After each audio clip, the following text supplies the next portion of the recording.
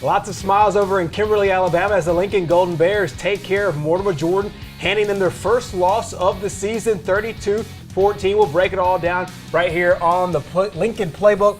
Coach, first of all, huge win. Congratulations on the win. Just talk about the W in general. We'll get to all the specifics in a moment, but number 3 team in the state, big region game, and you pull off the W on the road. Well, the big thing, I told the players, I said, I'm so proud of what you've done. Right. Because the big thing that we went into, I always try to give some kind of gimmick for our week and going into the game, and the big thing was, we've only won 15 games against ranked opponents, and our kids, they took that to heart. Yeah. And what we've been trying to do since I've been there, and I said, we're trying to build a foundation of what's going to come in the next 20, 25 years, because that's my hometown. That's where I want to be. Absolutely. And I told them, I said, guys, we need to go ahead and build a stable foundation with this group right here. I said, this is an opportunity to win. This is an opportunity to be the number 3 team in the state. This is an opportunity to put your name on the map. One of the things we talked about last week was that record, was that 15-51, and that's one of the things you took seriously. You took literally, and you put that challenge on your group. That's it. And I think just wanting to make a change, and when we came to practice on Monday and Tuesday, I don't think I've ever seen our kids so focused, and they were anticipating what's going to happen in this game. They took everything I said on Sunday to heart after we got through with our film session, and when I opened the film up for them, every little spare minute they had, it was like they were sitting there watching the Mortimer Jordan tape on Huddle. Right. So it was. The technology's helped us out a lot with that kind of stuff. Absolutely. I know you always want to treat every game the same in preparation. You don't want to prepare more or less for one team or another. But you had the extra day because you played Hayden on a Thursday. You had an extra day to prepare. Was there any extra motivation there, or was it basically business as usual Monday through Thursday for practice? It was basically business. Which I gave them that Friday, Saturday, and Sunday. I told them, I said, don't come around. I said, y'all need some time. Y'all need some time away. And I understood that part of it. And because of being a player, I understood when you got a day off, it was a good day for you to sit on the couch and watch some TV. Right. But the guys, they did a good job with it. I actually talked to Mario when we on Sunday when we went in to meet, and I said, how are you feeling? And he said, man, I feel great. Yeah. I feel so much better. But, we were banged up. We had some bumps and bruises, and I think that extra day kind of gave us a little bit of a healing process. I'm trying to get ready for this game. Absolutely. One of the things that you had to deal with, one of the things that a lot of teams in the state really kind of on the Birmingham side of it, was the weather, was the rain. I know that played a big factor into your game. For those that weren't there, talk about just the way it impacted the game. Well, we went out for warm-ups, and it was like 6:25. The ref said, you got to go in. And I turned around, and I was like, man, I don't want to have to do this because I know this is fixing to be a long time. Well, we had an hour, and I think it was 2-hour delay. Right. We didn't start till 8:30. Which, when we went to the locker room, when I found out exactly how long it was going to take, I said, guys, take your pads off, chill out. I said, don't get loud, just chill out and be yourself. Right. And I just didn't want them sitting there getting nervous for another hour and a half, 2 hours. And they did a good job of that. And when I came into the locker room a couple times, they were just sitting in there. They were talking about ball. They were talking about what we're doing tonight. But it wasn't the chatter like you normally Right, would. absolutely. They stay focused. They weathered the storm, and they beat the number 3 team in the state. We will have highlights of that coming up here in the Lincoln Playbook. And our show is brought to you by some fine sponsors. One of them is Luxury Auto Parts. You can visit them at luxuryautoparts.com. Also, InsuranceDirectAutos.com. Call Lee McLean in the group at 205-763-1084 or 1-888-589-PARTS. Back with more of the Playbook after the break. And we're back with the Lincoln Playbook. First half highlights of Lincoln's game against Mortimer Jordan. Coach, obviously at the beginning of the game, there's lots of big emotions as you enter in. And our kids came to play at the beginning of the ball game. I think there's been a lot of people say that, but I don't think I've ever seen our kids just come out as intense as they were. And I mean, Justin Knight right here makes a great play on the kick return. I mean, that's kind of sets the pace on how the ball game's going to go. Absolutely. And when you get a good play like that on special teams, it really gets things rolling. I know you end up turning the ball over here, but just the momentum carried in at the beginning had to feel good. Well, our defense came out and played very hard, and they kind of set the tone of the ball game. This one lick right here, I mean, it changed the whole way the beginning of this ball game was. We had a major fumble that got our offense back on the field, and we had a field goal that came out of it. Absolutely, and then so you end up getting the points on the board, and then later on, your defense comes up, with another big play. And this is one of the things they do. They try to get, kind of try to get tricky out of it, and they try to, make sure that they throw you off your balance. Well, you go through all your percentages all week defensively, and it's just like Coach Rowley said. They said they had never ran all week. I mean, all year. Motion back to our trip side, and so that was something we weren't ready for, and we had to make a few adjustments at halftime for that. Right, and you get another interception on that drive. That's 2 picks in the first 2 possessions of the game, and that had to feel good defensively as well. Yeah, I mean, our kids are playing sky high right now, and I mean, and the thing is, they never let their foot off the gas. Right. A great run right here by Mario up the middle, and I mean, our offensive line, they're really getting after it all the way through this ball game. And that's the one thing that I kept harping about today on our film session was, hey, y'all did a great job with these guys. Y'all can do this every week. Yeah. And we need to keep this up and keep getting ready for the playoffs. And Zay Caldwell, coming up big with his arm last week, lots of touchdown passes. Today last Friday came up pretty big with his legs as well. He did. He got us out of some sticky situations here and there. Of course, Mason does a good job right there kicking that field goal. But Zay, I mean, that's the one thing, that's the spark right now that we've got a little bit. If he does make a mistake on his read, he can get out of it with his legs. And then they try to, get back to the air. They try to, establish the run game, and they try to, go back to the pass. And it seemed like every time they were in the pass, whether it was deflected or just like that with the second interception of the day, your guys were just everywhere. I mean, and that's a big note back to them and our defensive coordinator, Coach Rutledge. They did a good job of coming up with the scheme this week and getting our players in the right position to make plays. And the main thing that we worked on when we went in as a staff defensively is I didn't want it to be complex, and I didn't want it to be to where our kids are thinking the whole time. I wanted them to be relaxed and play very fast.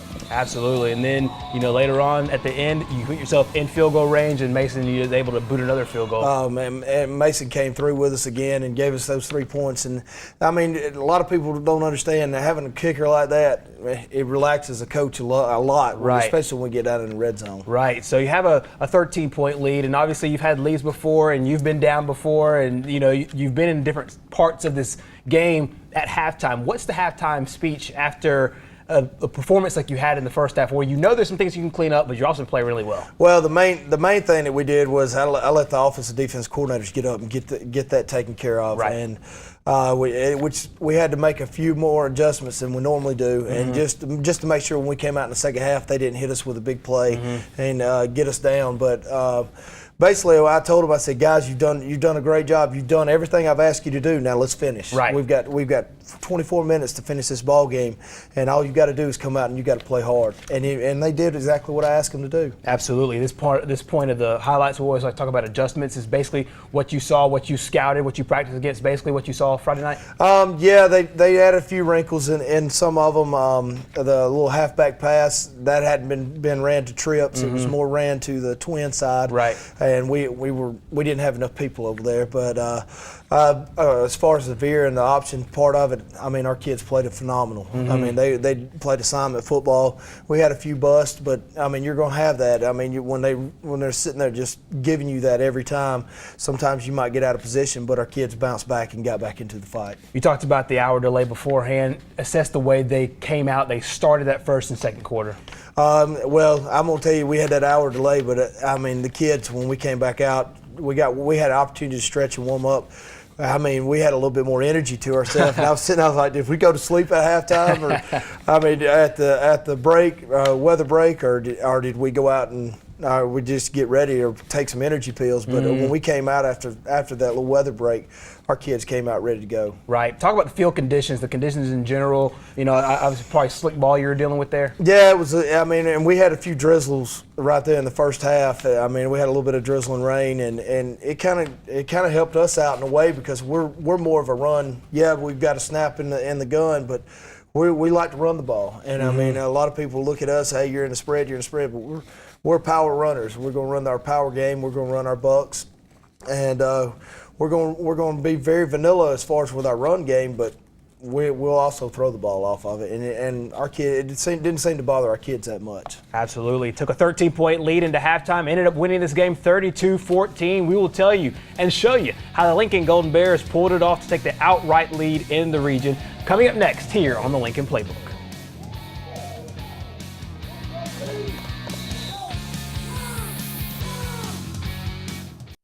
We're back with the Lincoln Playbook. Second half highlights here. Coach, you took the ball in the first half and you gave it to them in the second half, kicked to them in the second half. Mason with another kick in the end zone.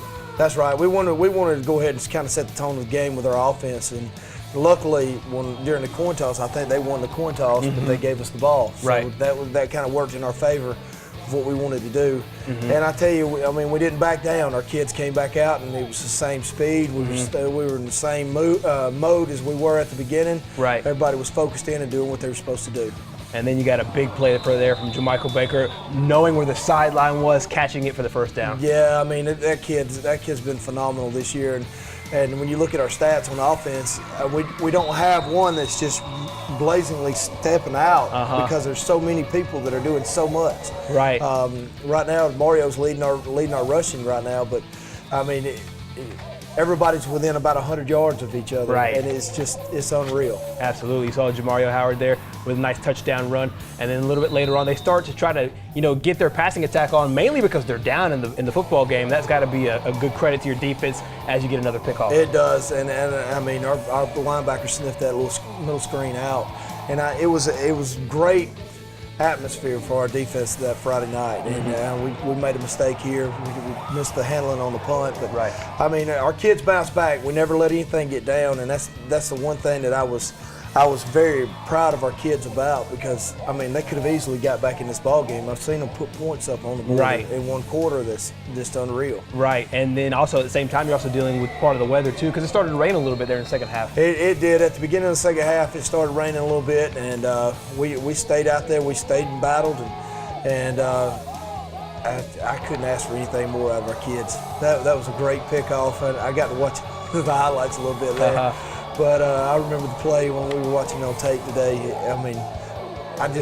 Those kids were battling their tails off. Absolutely, and it has to be such a good credit for the defensive guys to know and always be in position. And as you take another turnover and you literally turn it to points, it's got to feel good for a coach. It is, and our kids are excited, a lot of emotion, and that's what I said, guys, we can go out there when you can play the game. You ain't got to be quiet. Right. You ain't got to talk to the other team, but we can get excited with ourselves, and you won't get a penalty, I promise you. But they had a lot of fun Friday night there. Absolutely. And then here towards the end of the game, you want to run the football, be able to run it out, and you're able to do that. And also your defense was able to stop them too. And basically until the very end, obviously kind of a garbage touchdown at the end, but able to run the ball effectively. Well, and the main thing is when we came back out in the second half, I told our offensive coordinator, I said, we need some more points on the board.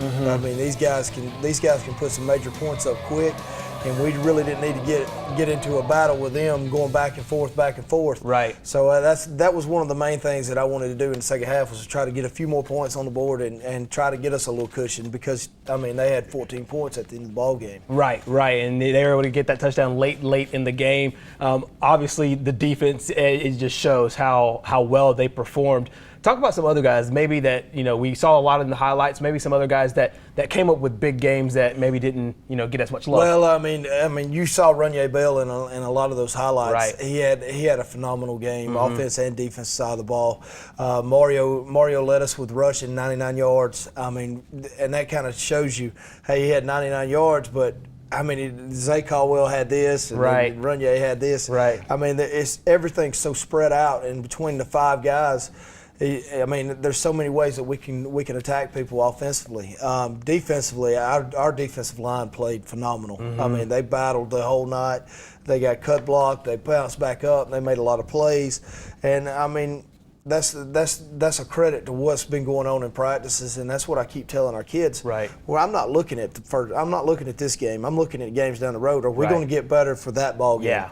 And it kind of shows. I mean, we've made major steps since week 1, and we've gotten better.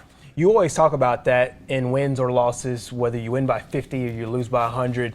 You're always wanting to get the team better. You always want to make sure that you're getting it better at certain aspects of the game. You touched on it just a moment ago, but talk about some tangible things where you're seeing this team actually getting better. Our tackling got better Friday night. Yeah. I mean, that's one thing that we've been working on, I mean, religiously, probably since I've been there. But the one thing that we've been working on is trying to make sure we take care of the yards after contact. Right. If we can get that taken care of, we'll be a better football team. This year, our interception ratio has been really good. Let me knock on wood real quick.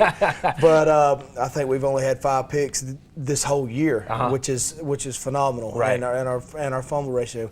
And I know a lot of coaches don't like to talk about that, but that's improvement. That's stuff that we're trying to improve ourselves on. Right. And our blocking, our offensive line is really, really young. I mean, last year I had a lot of veteran guys. This year I've got 4 guys that've never started a football game in their life, and in a varsity level, and they're playing ball right now. And then I've got a senior that's over there with them. He's kind of my bell cow from my offensive line. But I mean, you can see us growing and maturing as a football team, and that's one thing I keep challenging our guys with every week is we've got to mature as a football team, and we've got to get better and better each week. You also have the outright lead in the region now. Talk about that aspect of it. Well, the outright lead helps us out, and everybody says, "Oh, you've won the region." I said, "No, we've got our foot in the door." Right. We've got 2 more games still left in our region play, and we want to. Well, our biggest goal is we want to win out. Right. We want to finish this season 8-2, but we've got a lot of good football teams that we've got to play in the next 3 weeks that we've got to battle with, and that's part of my getting better. We've got to get better each week. Is we've got to be phenomenal by the time we get ready for playoffs. Absolutely. Springville is their next opponent. We'll talk about them with Jamario Howard coming up on the set in just a bit. But first, we want to thank another one of our fantastic sponsors of the Lincoln Playbook, the Lincoln Booster Club. They want to wish Coach Brad Wallace, his coaching staff, and his players all the best of luck this season. If you want to be a member of the Booster Club, you can join them. They meet every Monday night, 6:30 p.m. at Rick's Crossroads Cafe on the corner of Highway 77 and 78 up on the hill. The Lincoln Booster Club also supports all sports at Lincoln High School. Back with more of the Playbook with Jamario Howard and Coach Wallace after the break. We are back on the Lincoln Playbook now, joined by Jamario Howard, star running back and defensive back for the Lincoln Golden Bears. Jamario, it's been one heck of a senior season and one heck of a game. This is probably one of the biggest games, that Lincoln's won in quite a while. Just first of all, let's talk about the game in general. Just talk about the preparation, the game, dealing with all the adversity of the weather and all that, and pulling off that big W. Oh, like you said, it's a big game for us, big game for us and our community. Right. I mean, we knew it was going to be a tough game, a 4-quarter game, and we prepared hard all week for it. It's probably one of the hardest hardest week's practice we've ever had since I've been at Lincoln. Right. And I mean, we prepared good, and the coaches prepared us good, and that's all we had to do was show up and play, and we did just that. And we knew it was going to be a hard game, a hard-fought game, and I think Mortimer Jordan was a good team, a great team, and we knew that they're not number 3 in the state for no reason. Right. And we just played through it. What does it tell you guys when you're able to go into a hostile environment like they have, deal with all the weather, deal with all the adversity, and then go punch them in the mouth like you did the first part of the game, and then kind of keep your foot on the gas pedal there towards the end of the game? Does that tell you anything more about yourselves that you already knew? Is it kind of clarity that you guys are getting better? How do you view this game? How do you view that win? Well, I mean, we already knew. We knew we're a pretty decent team. Right. And Coach Wallace always have told us, guys, empty your tanks. And we probably sit back and look at him like, empty tanks? We're tired, man. What are you talking about? And then Friday, I think we seen what that meant. We played harder. I think that in the Alexandria game is the hardest game we've ever played. Yeah. And we actually emptied our tanks, and I think we've gotten better since game 1. We've gotten so much better, and I think we got to get better, and I think we will get better. But I think we got better Friday night. Absolutely. You rushed for 99 yards in the football game. You scored a touchdown. You play both offense and defense, and you kind of see the way both units gel with each other. There's a lot of players that go both ways. You're one of the guys that goes both ways and makes plays both ways. Talk about the way the defense played Friday night. Defense played great. Yeah. I mean, Coach Rutledge, he told us Monday before the game, we just got to trust him. We got to trust the stuff that he put us in. And, I mean, at first, we probably all didn't agree and didn't all think that what he told us and what he put us in wasn't going to work. Right. But he's a coach. We had to do what he said, and we did, and had good practice all week. And Friday, it showed. And defense played great. We played real good. If you think about it, we pitched the perfect game. Absolutely. If you think about it, we pitched the perfect game. Yeah. And we just trusted Coach Rutledge and the rest of the team, and we did what we were supposed to do. Coach Wallace, obviously the players are listening to you. You tell them to empty the tanks, and they've done so. First off, talk about Jamario. We've had him on the show before, but he's one of those key leaders that makes games like this, makes moments like this, the coach on the field, so to speak. And you have a lot of them. We have a lot of leaders. I don't want to single just one person out, but what's the benefit of having a guy like him in your offensive backfield and defensive backfield? Basically, energy. Yeah. I mean, I talk about energy all the time. How are you going to go out on the field? Are you going to be emotional and that kind of thing? Mario's one of those guys. I mean, when things start getting tough, he's the voice you'll hear out on the field. Get it right. Right. Get it right. Right. He's always and in statue, you look at him and you're like, man, he's not the biggest kid out there. But when he speaks, they listen. Yeah. Because they know. I mean, he's battled ever since the 9th grade all the way to his senior year. And the one thing that I've got a text from him right at the beginning of the season. He said, "Coach, whatever it takes for us to win, I'm willing to do it. If you can tell me something that we need to change, I'll try to make it happen." And that's the guy that you have on the field with you. And I tell you, a lot of them have taken on his demeanor and doing the things that he does on the field. And you can see us getting better with his leadership. Absolutely. Springville is up next. You play them back at home. Like you talked about, finishing. You want to be able to finish strong, and you have a tough game, against Springville. Just talk about all the elements that go into this, coming off this high of the Mortimer Jordan game, heading into this one. Well, the main thing is this game's actually on a Thursday night this week. It's not a Friday game. I gave them an extra day. I may shoot myself in the foot for that, but I said we had a battle on Friday. We didn't get in till late Friday night. I didn't want these kids to be wore out coming back into practice this afternoon. Right. So we're going to double one of these practices up this week. We've already done this year with Hayden because we actually got that game moved before we even knew about it on Sunday. Right. And so we're basically use that same practice arrangement that we did for that game. And but I'm gonna tell you, and it's like I tell them all week. Every ball game I come in, and it doesn't matter who we're playing. And I told them, I said, we could be playing our Lincoln Junior B football team, our regular team. There's going to be something that scares me about a team every week. Right. And the thing about Springville is they have a lot of big plays. Right. They throw the ball around very well. They have a lot of 25 and 30-yard game plays. And we've got to eliminate all those. If we can eliminate that, we'll have a good football game. But we can't make mental mistakes, and we've got to keep ourselves in with us and not let them get us distracted and get our mental capacity taken away from us. Absolutely. Looking at the big picture, Jamario, you're now the outright leader in the Class 5A Region 6. Talk about that, being able to control your own destiny and basically knowing that playoffs and destinations and all that are all in your hands. Well, like you said, we're kind of number one, but like Coach Wallace said earlier, we just have our foot in the door. We're not number one yet, and we just got to stay focused, and we got to continue to get better. And we got to beat Springville, we got to beat Moody, two tough teams. Absolutely. And if we want to be number one, if you want to be the best, you got to beat the best, and that's exactly what we're planning on doing. And that's why we got to practice hard, and that's all it is to it. Coach, outright lead in the region. We'll take a look here at the region standings, and you're able to get yourself in position where, like we said earlier, everything you want is in your hands. That's exactly right. And that's what I told them Friday night. I said, it's here for you. Yeah. Let's go take it. Right. And that was basically my pregame is we've got it sitting out there in front of us. What do you want to do about it, and how bad do you want it? Right. And you could tell Friday night. I mean, these kids put everything they had on the line Friday night, went out and played one of the best ball games I've seen them play since I've been here.